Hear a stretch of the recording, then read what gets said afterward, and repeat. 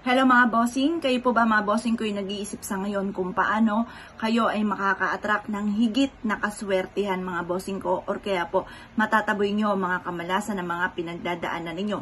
Ano't ano man po yung mga kamalasan na yan, nako mga bossing ko sa pampaswerte kong ito mga bossing ko, magbababay ka na sa mga kamalasan na yan. Napakabango mga bossing ko, naaamoy ko na mga bossing ko ang gagamitin nating sangkap mga bossing.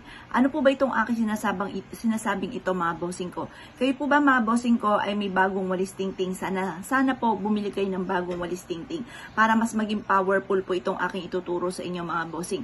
Gawin niyo po ito mga bossing ko, nito nga pong papalapit na full moon or kaya tuwing Tuesday or Friday mga bossing ko, basta gayang mga araw mga bossing ko, dahil yun nga po ang sabing mga bossing ko ay napaka powerful po ng pagdating sa usapin ng mga ganito, pagdating sa usapin ng Biyernes at saka ng Martes, dahil mas magiging powerful po yung ating mga gagawin.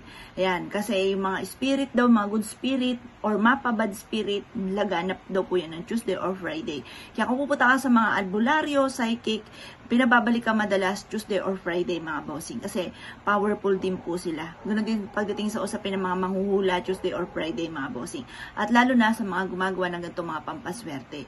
Ngayon pa mga bossing, masasabi ko lamang, para mas maging powerful po ito ang ituturo, yung bagong walis tingting. Mura lang naman po ang walis tingting mga bossing ko.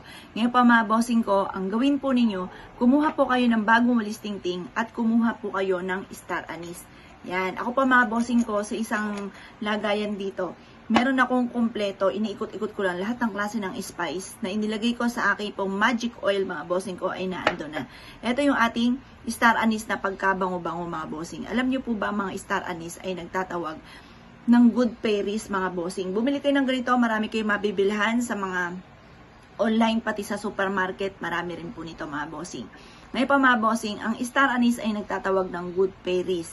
Kung kayo pupunta dito mga bossing ko, kahit biglain nyo ako, makakita kayo mga bossing ko sa isang malaking garapon ng punong-puno ng star anise asin mga bossing ko. Yan po mga bossing ko, kasi ang asin pang cleansing, tapos yung star anise nagtatawag ng good fairies mga bossing. Para pa naiswerte ang ating pong makamtan.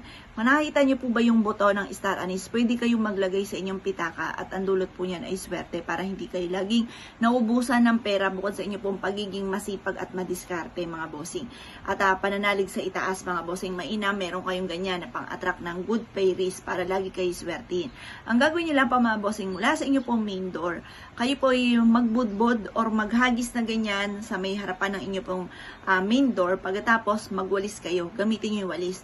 Yan po mga bossing ko ay nanunuot ang swerte. Yan po ay nagtatawag ng good fairies. Kung ikaw ay lagi minamalas, away-away ang pamilya, tapos ang daming pagsubok na pinagdadaanan at ikaw po ay lubog sa pagkakautang, pagkatapos po mga bossing ko na nasasangkot ka sa samot-samot na intriga, or kaya po mga bossing ko, ikaw po ay may karamdaman, yan, isa rin po yan sa importante.